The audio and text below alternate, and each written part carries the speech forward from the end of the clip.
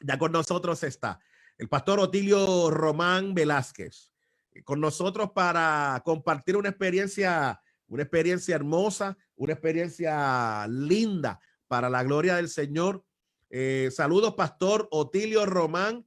Qué bueno que nuevamente está con nosotros. De hecho, aprovecho para decirle a nuestra audiencia que tanto de Tertu Hablemos como de todos nosotros enviamos una palabra de fortaleza al pastor Otilio Román ante el sensible fallecimiento de su señor padre, y ciertamente toda esta familia hermosa de tradición pastoral están experimentando, ¿verdad?, en un momento intenso ante el llamado de Dios, que por un lado, ciertamente, ¿verdad?, esa separación es intensa, pero por otro lado, hay alegría porque cuando Dios llama a la gente, ¿quién estorba el llamado de Dios? Y pastor, de manera pública, nosotros desde acá le dejamos saber que recibe un abrazo solidario de nosotros, que el Señor fortalezca su vida y la de toda su familia en este proceso. Buenos días, Jesús. Muy buenos días a ti, buenos días a toda la hermosa gente que día a día, de lunes a viernes, de 7 a 9 de la mañana, está conectada en este tremendo espacio, ¿verdad? De tanta bendición, y aquellos que lo escuchan posterior al momento en que sale, agradezco tus palabras y tu solidaridad y apoyo en medio de la partida, la casa grande de mi señor padre. Yo creo que no debo hacer otra cosa sino que primero agradecer a Dios la vida de mi señor padre. Mi padre partió a las moradas celestiales el pasado ayer lunes, perdón, antier lunes, en la madrugada. Tenía 89 años.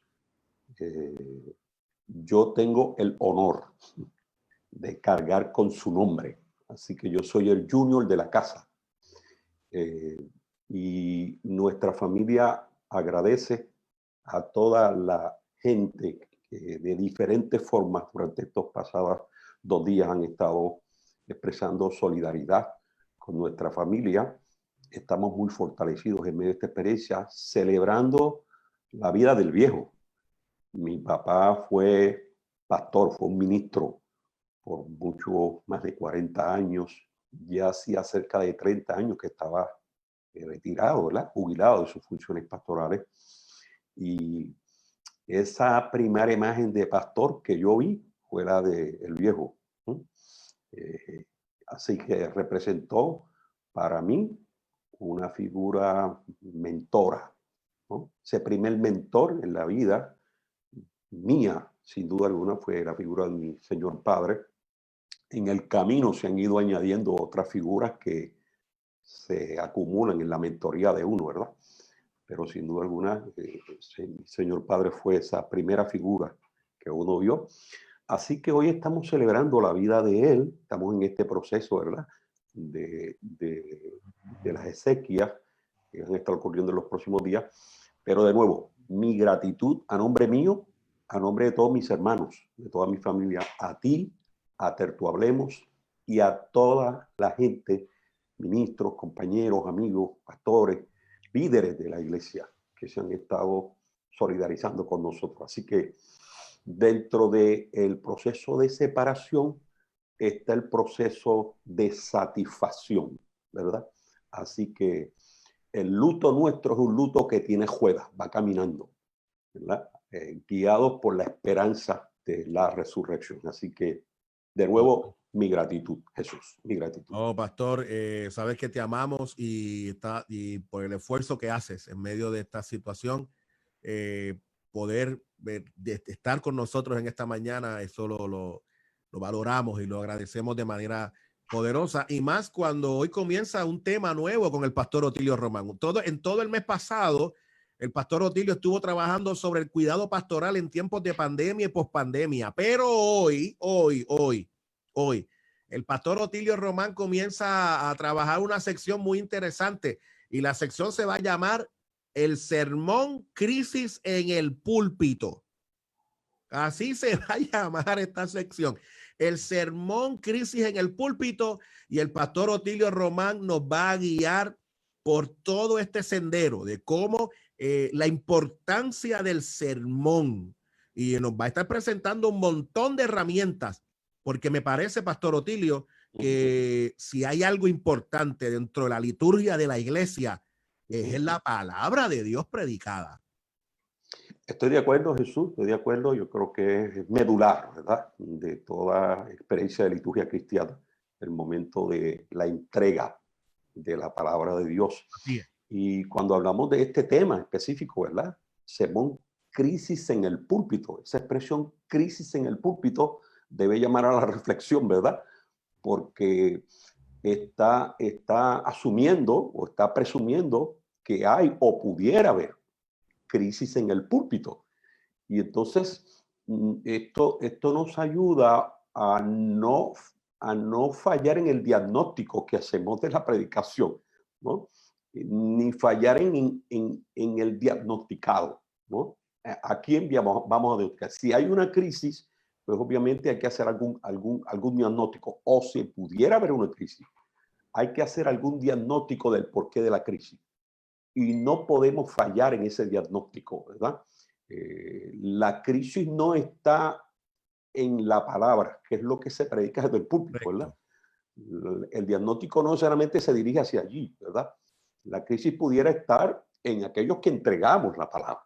Correcto. O en la manera en cómo la entregamos, que tiene que ver con nosotros. Así que me parece que este tema nos va a ayudar a mirar el sermón, esa pieza del culto, de la liturgia, ¿verdad?, que es medular en medio de la fe cristiana. Déjame, y son varios temas que vamos a estar trabajando durante esta semana o durante estos días, ¿no?, esta próxima semana. Hoy me gustaría mirar mucho uno de los elementos que tiene que ver con el sermón, que es el contenido del sermón. Excelente, ¿no? excelente. ¿Qué cosas hay dentro del sermón? Sí, sí. ¿Verdad? Y si el ejemplo, sé que no es perfecto, pero me parece que nos puede ayudar para explicar lo que queremos decir con contenido. ¿A qué nos referimos cuando hablamos del contenido del sermón? Permíteme poner este ejemplo, que es un ejemplo muy cotidiano. Cuando nosotros o alguien está cocinando algo, está preparando un plato, ¿no? Casi siempre cuando alguien se le acerca, o la persona que está preparando el plato, vigila cuál es el contenido de lo que va a usar para preparar el plato. Lo que llamamos acá en el lenguaje pueblerino, ¿qué tú le estás echando a eso? ¿Mm? ¿Qué hay ahí dentro? ¿No? Y el contenido va a determinar la calidad del plato, ¿no? Exactamente. Y no solamente eso, no es que, porque hay buenos contenidos que no son propios para X platos, ¿no? Lo que lo hace no propio no es que sea un mal contenido, es que no es el contenido propio de ese plato. Entonces me parece que cuando venimos a hablar del sermón, obviamente el sermón tiene un contenido. ¿Y cuáles son los objetivos para entrar? ¿Cuáles son los objetivos, ¿no?, del sermón? Y vamos a mirarlo desde la perspectiva pastoral. Claro. Aunque esto aplica a todo el mundo, predicador, ¿verdad? Pero cuando el pastor o el predicador expone el sermón, apunta hacia algo y hacia alguien. Y esos dos puntos son importantes, ¿no? Sobre el púlpito, sobre el atril, están las notas que contienen el mensaje de Dios, ¿no? Y el pastor tiene la responsabilidad de entregarlo, lo que llamamos el delivery. Se lo tiene que entregar a alguien y se lo tiene que entregar para algo. Así que el sermón apunta hacia alguien y apunta hacia algo. Y me parece que es importante establecer esta premisa en la plática que vamos a tener para poder atender lo que es el tema de nuestra serie, ¿verdad? La crisis en el púlpito, ¿verdad? Tenemos que evitar a toda costa que en la liturgia cristiana, cualquiera sea el modelo de liturgia, la liturgia cristiana, tenemos que evitar las crisis en la liturgia. Y dentro de la liturgia, evitar la crisis en el momento de la entrega del sermón. Así que el sermón va hacia alguien y va hacia algo. Entonces, eso, pastor, perdón que le interrumpa, porque lo que usted está diciendo es medular en esta conversación de inicio, y comenzando ciertamente desde hoy este tema sobre el sermón crisis en el púlpito.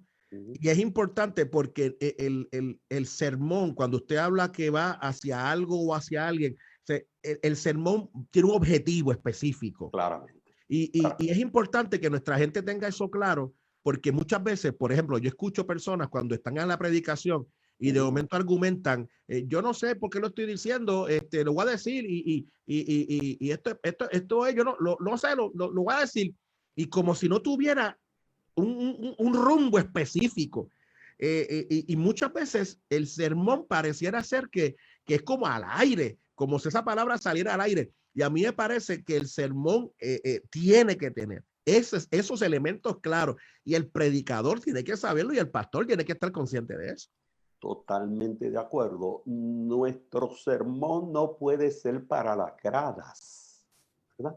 Nuestro sermón tiene que ir dirigido a alguien y para algo. Y déjame añadir un elemento adicional.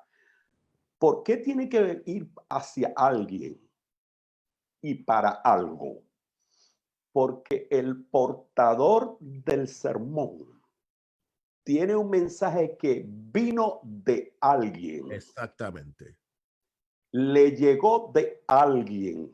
Y ese alguien de quien le llegó el sermón y el mensaje al predicador, le está dando un mandato, le está dando una comisión, está delegando en él que entregue ese mensaje a alguien. Es como una especie de un embajador. Así que el predicador, el pastor en su función de predicador, es un embajador, va a hablar en nombre de alguien.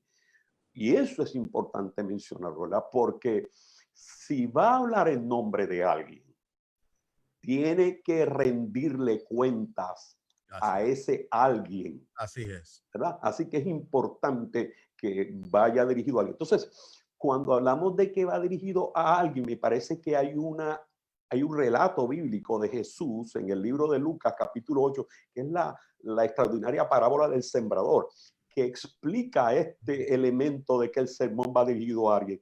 Esta es la parábola donde el sembrador salió a sembrar y dice Jesús que una semilla cayó junto al camino, que otra semilla cayó junto a la roca, a la piedra, que otra cayó entre espinos y que otra cayó en buena tierra. Y utilizamos esta parábola para entonces demostrar que en el caso de esta parábola, la semilla, que es representación de la palabra, iba dirigida a 4 personas, ¿verdad? 4 personas. Entonces es interesante que los 4, los del camino, los de la piedra, los de los espinos, los de la buena tierra, los 4 oyeron la prédica. Los 4 respondieron a lo que oyeron. Los cuatro recibieron el mensaje del mismo sembrador, porque no hay un sembrador para cada uno de ellos, es el mismo sembrador. Y los 4 produjeron resultados. Así que el sermón va dirigido a alguien. Entonces, no solo a alguien, va dirigido para algo. Y en este concepto de va dirigido para algo, me parece que puedo señalar una triple dimensión cuando hablamos de que va dirigido para algo. Número 1, va dirigido para dar fe. Número 2, va dirigido para dar esperanza. Y número 3, va dirigido para dar vida. Excelente. Y si esos son los objetivos del sermón, entonces es importante que el contenido del sermón sea el apropiado, sea el correcto. Y pastor, permítame interrumpirlo, pero le envía un saludo el obispo Ricardo López Ortiz, que es el obispo administrativo de la Iglesia de Dios Está conectado con nosotros, nos dice bendiciones, saludos al moderador y al distinguido invitado. También nos dice el obispo, dice el profesor, el doctor Pablo Jiménez, que el sermón es un instrumento en las manos del oyente o la comunidad hermenéutica para manejar su situación existencial. También la pastora Erlín Hernández nos dice, el sermón tiene que tener un objetivo para que haga reflexionar al oyente. Por tal razón, debe ser dirigido, como dice el pastor, hacia algo o alguien para que tenga un efecto positivo en el oyente, de educación y de dirección. Extraordinario, yo creo que es nuestro honor tener ahí conectados a nuestro obispo administrativo, el reverendo Ricardo López Ortiz, que voy a tirar una nota aquí verdadera, pero fue mi primer profesor en el Instituto Bíblico en Ponce cuando yo tenía algunos de edad, ¿no? Atrás, ¿verdad? Así que un abrazo a nuestro querido obispo, un extraordinario un tremendo predicador y un tremendo predicador. Sí, y el doctor Pablo Jiménez, que es un extraordinario expositor de la palabra del Señor y es uno de los mentores puertorriqueños en la predicación, ¿verdad? Así que mis saludos y mi respeto a cada uno de ellos y a todos los que están conectados con nosotros. Te comentaba que la importancia del contenido del sermón. De hecho, hay una cita del doctor Pablo Jiménez en uno de sus libros que dice que una de las funciones del predicador es ayudar a pensar teológicamente a la iglesia. Eso es una expresión del doctor Pablo Jiménez en uno de sus escritos extraordinarios. Y por eso que estamos hablando que cuando hablamos del contenido del sermón, ese contenido teológico, ese fundamento teológico es esencial, ¿verdad? Un sermón debe tener contenido teológico, porque si vamos a hablar de Dios, si vamos a predicar su palabra, pues es trascendental. Vital. Que Dios esté en el centro de nuestro sermón. Definitivo. Si sacamos a Dios de nuestro sermón, bueno, puede ser un sermón, pero no es un sermón bíblico ni teológico. Correcto. ¿Verdad? Tiene otra connotación en ese sentido. Así que déjame compartir 8 aspectos teológicos que tienen que ver con la predicación, con ese ejercicio de la predicación primero y que tienen que estar presentes ahí. Primero, el aspecto bíblico. El sermón tiene que ser bíblico, tiene que estar fundamentado en la palabra de Dios. En segundo lugar, el aspecto teológico. Tiene que hablar acerca de Dios, que es lo que estamos planteando ahora. Tercero, el elemento cristológico. Cristo es el centro en nuestro sermón. No importa. Y es interesante que aunque el sermón sea del Antiguo Testamento, tiene que apuntar a la cristología, tiene que mirar a Cristo. No puede quedarse en el Antiguo Testamento, tiene que mirar hacia Jesús. No importa desde dónde nosotros utilicemos la plataforma textual bíblica, hay que caminar hacia Cristo. Cuarto, tiene un contenido evangelístico en el sentido de que trae buenas nuevas. Quinto, tiene un elemento antropológico, ¿Por qué? Porque se dirige al ser humano, y ahí entramos en lo que mencionamos ahorita, que se dirige a alguien, ¿verdad? Se dirige al ser humano. Claro. Tiene un elemento eclesiástico, porque el sermón se da desde y en el contexto de la iglesia, ¿no? Séptimo, tiene un elemento teológico, el elemento teológico de escatológico, de la escatología, porque ayuda al oyente a reflexionar sobre el mañana. Por eso mencionamos ahorita en la triple dimensión que da fe, que da esperanza y que da vida. Y octavo, tiene que tener un elemento persuasivo, porque persuade al oyente a mirar hacia Dios. Y estos 8 elementos, Jesús, son 8 elementos que tienen que ver con la predicación. Y termino o comparto finalmente los otros 4 elementos de la predicación que tienen que ver con el predicador, porque hay elementos de la predicación que tienen que ver con la predicación, que son estos 8 elementos que he mencionado, pero hay 4 elementos de la predicación o un sermón que tienen que ver con el predicador o la predicadora. Número 1, quien predica, quien expone un sermón, tiene que tener convicción acerca de Dios, porque es de él que está hablando. Definitivo, de claro. Es a él a quien está representando, ¿no? Así. Y aquí hago un paréntesis para decir que dentro de esa convicción que tiene que tener acerca de Dios, es importante que la imagen que el predicador expone de Dios a la audiencia sea la imagen de Dios que está en la Biblia. Tenemos que escapar a la tentación de predicar, de anunciar, de hablar imágenes desformadas de Dios, porque eso va a producir crisis en el púlpito. Definitivamente, No nos definitivamente. olvidemos que la imagen que el predicador proyecte de Dios es la imagen que la gente va a obtener. Correcto. Y si obtienen una imagen desformada, desarrollarán una fe desformada. Y ahí vendría la crisis. Así que tiene que haber una convicción acerca de Dios. Número 2, tiene que haber una convicción acerca de las escrituras. Y este tema de la convicción acerca de las escrituras lo desarrollaremos en otro de nuestros programas para hablar acerca de ese elemento hermenéutico del sermón, ¿verdad? Número 3, tiene que tener una convicción acerca de la iglesia. Tiene que conocer la iglesia, la naturaleza de la iglesia, la belleza de la iglesia, las virtudes y defectos de la iglesia. Correcto. A veces queremos idealizar la iglesia, ¿verdad?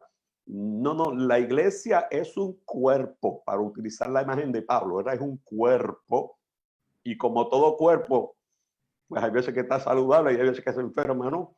¿Verdad? Así que convicción acerca de la iglesia. Y número 4, que tiene que ver con nuestra temática de este programa, además de esa convicción acerca de Dios, de la escritura y de la iglesia, el predicador debe tener una convicción acerca de la tarea pastoral, ¿verdad? De esa tarea, de ese oficio pastoral, porque en la medida que desarrolla y tiene esa convicción acerca de la tarea pastoral, entiende su rol, entiende su misión, y en el caso del pastor, comparte el sermón con ese sentido de compasión, con ese sentido de instrucción, con ese sentido de que la gente pueda crecer en la fe. Pastor, hay gente que está conectada con nosotros. Saludos al buen amigo, el pastor Josué Borges, presidente ¿verdad?, de la Junta de Directores de allá de Redentor 104.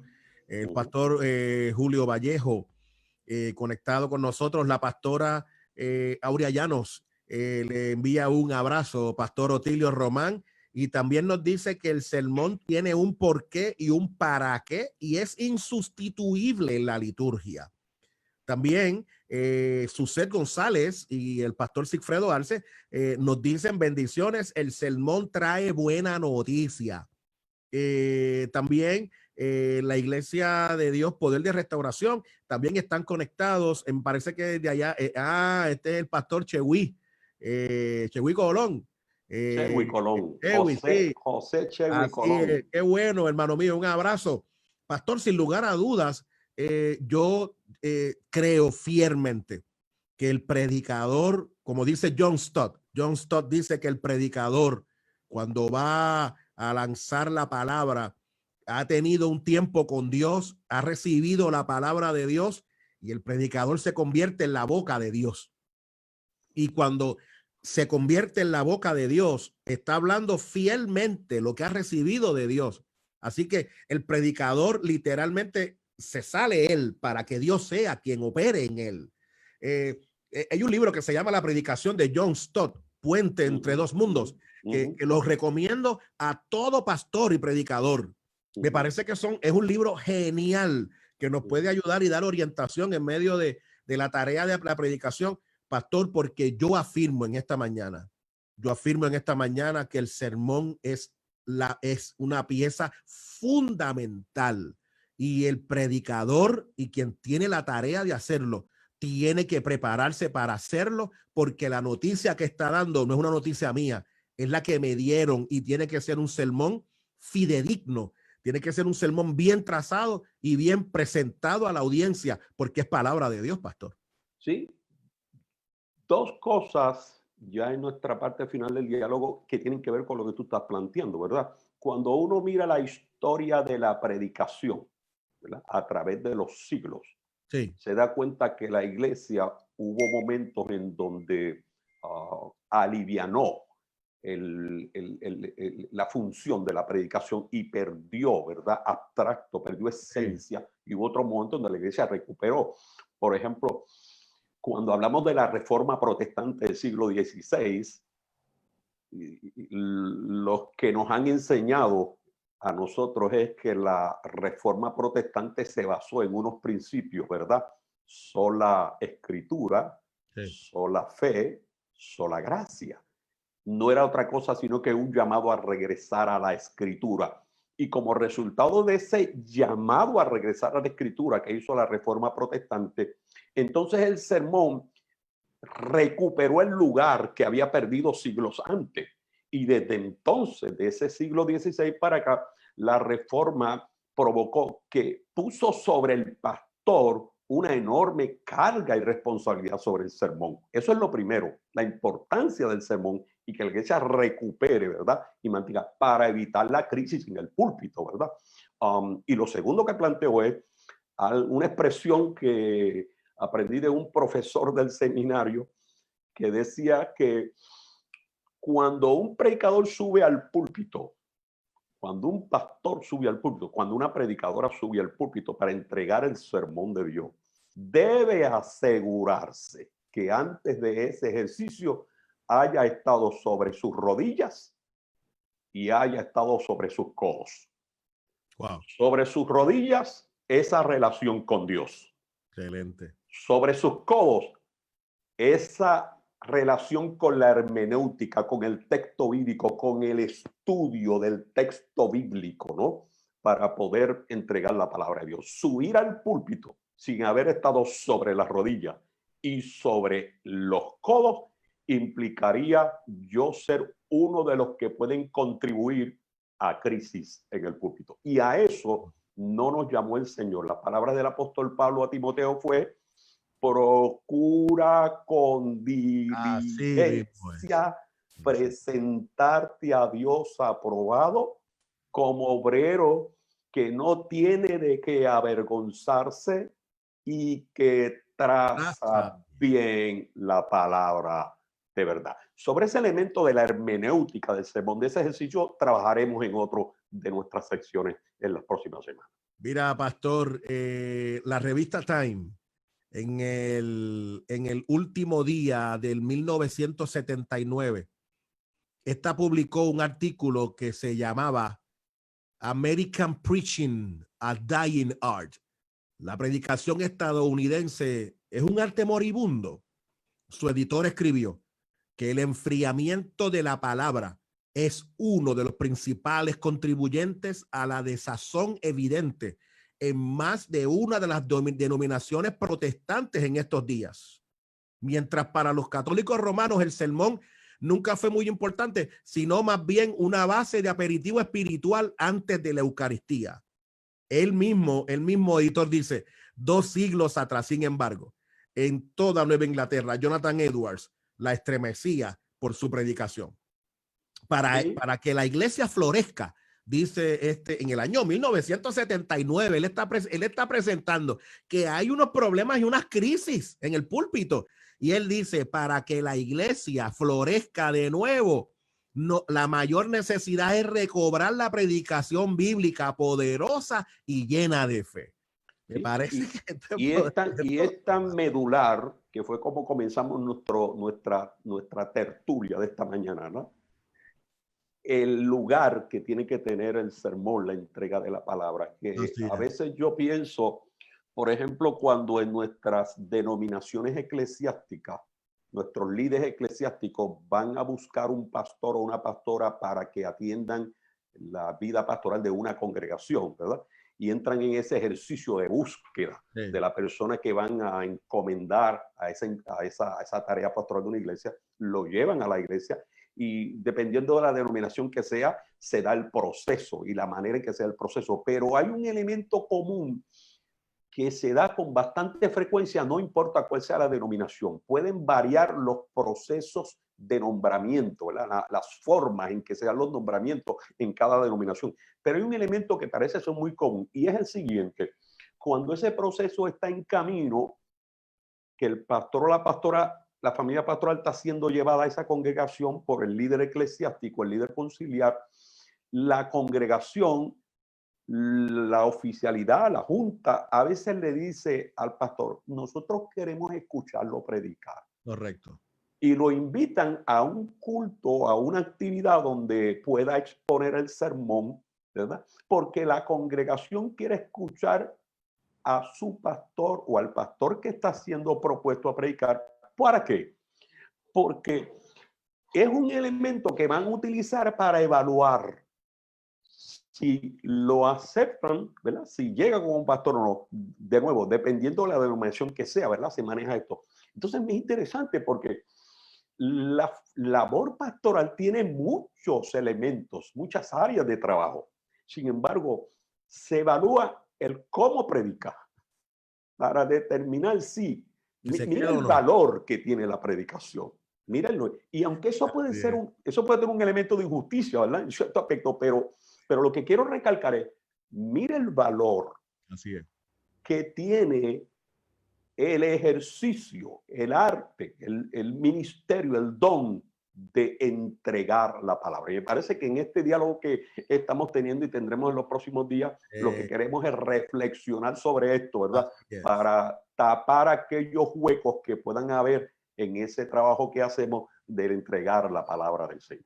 Pastor, me parece que este recorrido que comienza hoy, sin lugar a dudas, será una pieza de trabajo genial. Dios le usará, como siempre, para dirigirnos en este sendero de levantar el nivel de juego en nuestros púlpitos. Me parece que necesitamos levantar la vara allí y que desde allí cada predicador y predicadora sepa que tenemos una gran responsabilidad y que tenemos que predicar la palabra y hacerlo de la manera excelente para la gloria del Señor. Pastor, ¿cómo la gente puede comunicarse con usted, con su ministerio, para la gloria de Dios? Lo pueden hacer a través de la página de Facebook de nuestra iglesia local, nuestra comunidad de fe, que es Iglesia de Dios MB Yahweh Jireh. Iglesia de Dios MB Yahweh Jireh. A través de esa página de Facebook se pueden comunicar con nosotros. También lo pueden hacer a través de nuestro correo electrónico IDDMB, bueno, MB, Omar@hotmail.com. Repito, IDDMB. Esas son las siglas de Iglesia de Dios Mission Board. IDDMB, Omar. Y esas son las siglas de O de Otilio y Mar de mi esposa Marta. Omar@hotmail.com o a través de nuestro número celular, un mensaje de texto, una llamada, un mensaje de WhatsApp, 787-226-0039.